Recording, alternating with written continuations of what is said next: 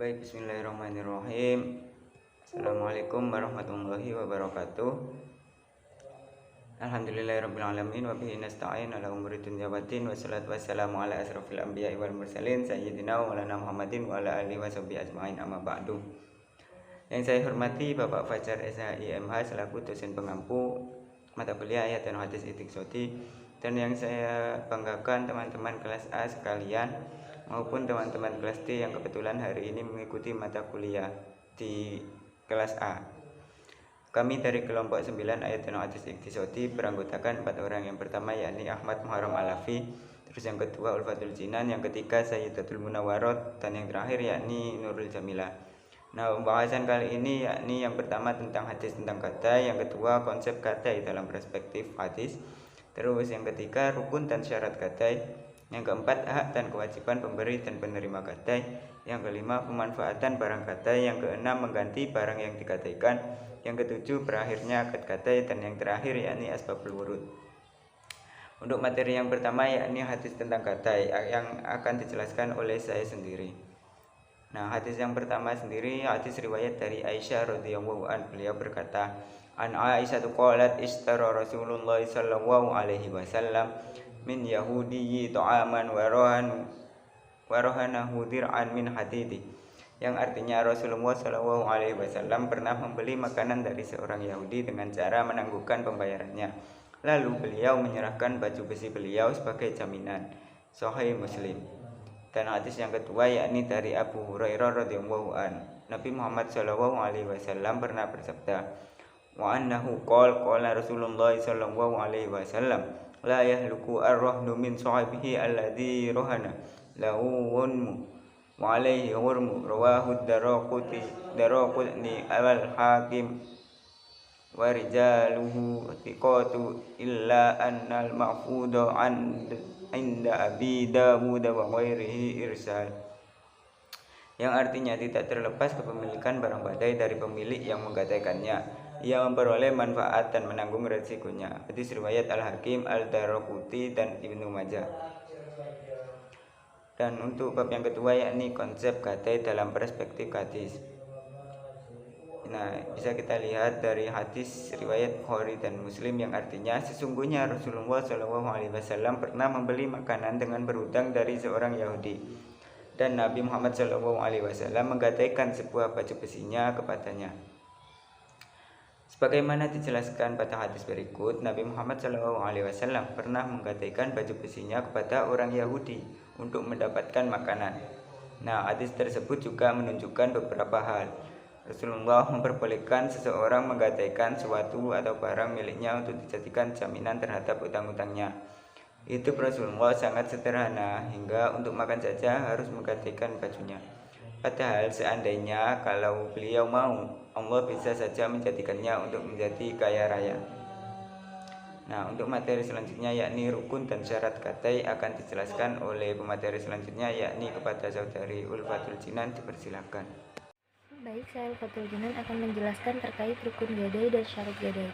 Yang pertama ada akid. Orang yang melakukan akad meliputi dua aspek. Yang pertama rohin adalah orang yang menggadaikan barang. Yang kedua murtahin adalah orang yang berpiutang yang menerima barang gadai sebagai imbalan uang kepada yang dipinjamkan atau kreditur. Berikut rukun yang kedua yakni maqud alaih yang diakadkan. Yakni meliputi dua hal. Yang pertama marhun, barang yang digadaikan atau barang gadai. Yang kedua dain marhun bi, hutang yang karenanya diadakan gadai. Berikutnya yang ketiga sirat atau akad gadai. Syarat gadai. Yang pertama rohin mutahin, tentang pemberi dan penerima gadai disyaratkan keduanya merupakan orang yang cakap untuk melakukan sesuatu perbuatan hukum sesuai dengan ketentuan syariat Islam, yaitu berakal dan baligh. Yang kedua ada sirat. Menurut ulama fikih mengemukakan syarat-syarat ar-rahan itu sesuai dengan rukun ar-rahan itu sendiri. Berikutnya yang keempat yakni ada hak dan kewajiban pemberi dan penerima gadai. Nah, hak dan kewajiban pemberi gadai yang berikutnya ada hak pemberi gadai sesuai dengan pasal 1156.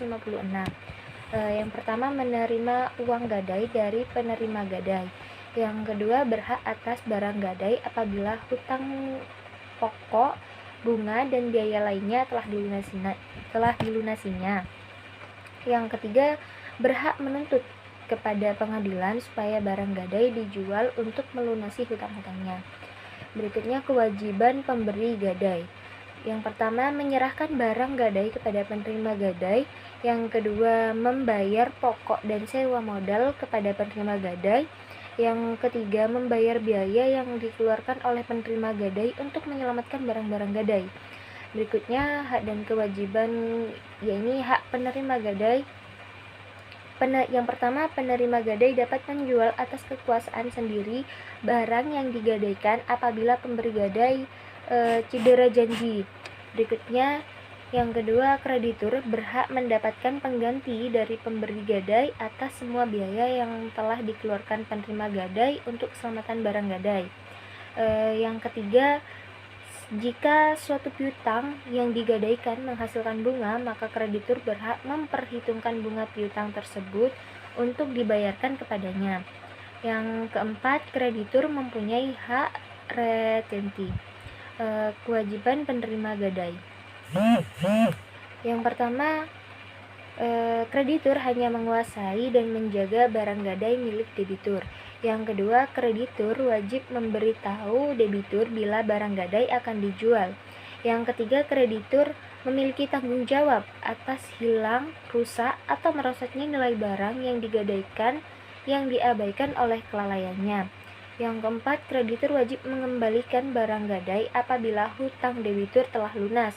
Namun dengan catatan, apabila terdapat kerusakan terhadap barang yang digadaikan, maka kreditur baru dapat mengembalikan barang gadai setelah melakukan perbaikan terhadap barang gadai tersebut.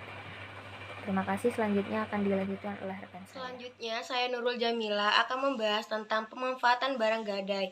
Menurut mazhab Hambali, barang yang digadaikan, baik itu hewan yang ditunggangi atau diperah susunya, atau bahkan barang itu bukan hewan, maka penerima gadai boleh memanfaatkan barang gadai itu tanpa seizin penggadai. Adapun, jika barang yang digadaikan bukan hewan, yang ditunggangi atau yang diperah susunya, maka penerima gadai boleh memanfaatkan barang itu dengan seizin penggadai. Dan selanjutnya yaitu mengganti barang yang digadaikan.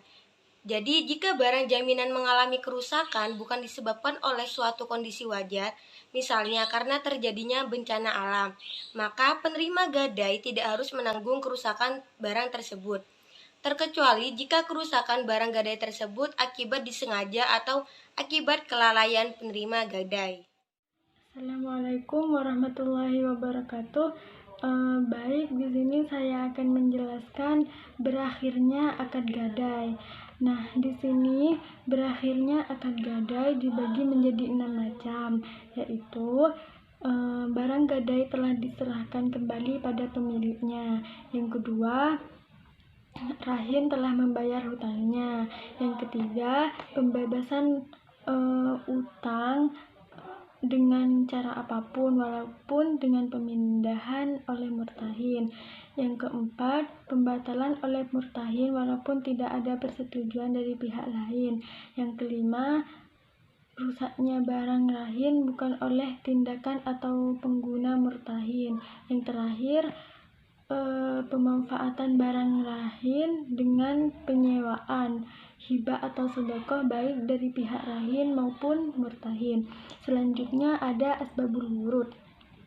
Nah, secara sederhana dapat diartikan bahwa asbabul wurud ialah sebab-sebab datangnya sesuatu, karena istilah tersebut bisa dipakai dalam diskursus ilmu hadis. Maka asbabul wurud bisa diartikan sebagai sebab-sebab atau latar belakang, atau dinamakan juga background munculnya suatu hadis.